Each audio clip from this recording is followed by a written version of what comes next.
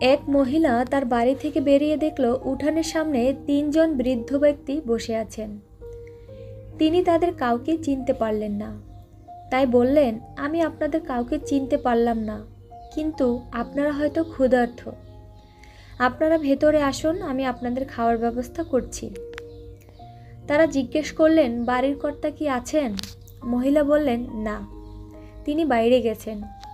তাহলে আমরা আসতে পারবো না। সন্ধ্যায় যখন বাড়ির কর্তা ফিরে সব শুনলেন, তখন তিনি বললেন, যাও, তাদের বলো যে আমি ফিরছি এবং তাদের ঘরে আসার জন্য অভ্যর্থনা জানাচ্ছি। মহিলা বাইরে গেলেন এবং তাদের ভেতরে আসতে বললেন, কিন্তু তারা বলল, আমরা এভাবে যেতে পারি না। মহিলা জিজ্ঞেস করলেন, কিন্তু কেন, আবার কি সমস্যা?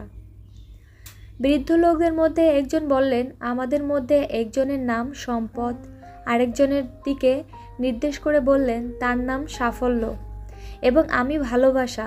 এখন আপনি ভেতরে গিয়ে সিদ্ধান্ত নিন, আমাদের কাকে আপনি ভেতরে ঢুকতে দেবেন। মহিলা যখন ভেতরে গিয়ে সব খুলে বললেন, তখন তার স্বামী অত্যন্ত খুশি হয়ে গেলেন এবং বললেন, অসাধারণ, চলো আমরা সম্পদকে ডাকি, তাহলে আমরা ধনী হয়ে যাব। তার স্ত্রী এতে সম্মতি দিলেন না। না, আমার মনে হয় আমাদের সাফল্যকেই ডাকা উচিত। তাদের মেয়ে ঘরের অন্য প্রান্তে বসে সব শুনছিল।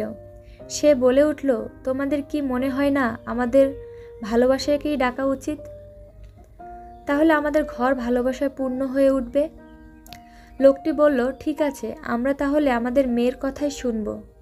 তুমি বাহিরে যাও এবং ভালোবাসাকেই আমাদের অতিথি হিসেবে ডেকে নিয়ে আসো। মহিলাটি বাইরে গেলেন এবং বললেন, আপনাদের মধ্যে ভালোবাসা কার নাম?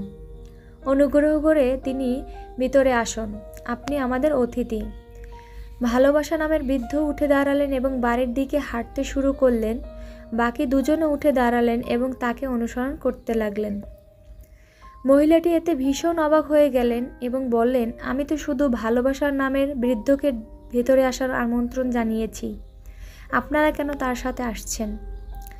বৃদ্ধ লোকেরা বলল, আপনি যদি সম্পদ আর সাফল্যকে আমন্ত্রণ করতেন তবে আমাদের বাকি দুজনই বাইরে থাকতাম, কিন্তু আপনি যেহেতু ভালোবাসাকে আমন্ত্রণ জানিয়েছেন, সে যেখানে যায় আমরা দুজনও সেখানেই যাই। যেখানেই ভালোবাসা থাকে সেখানেই সম্পদ ও সাফল্য থাকে।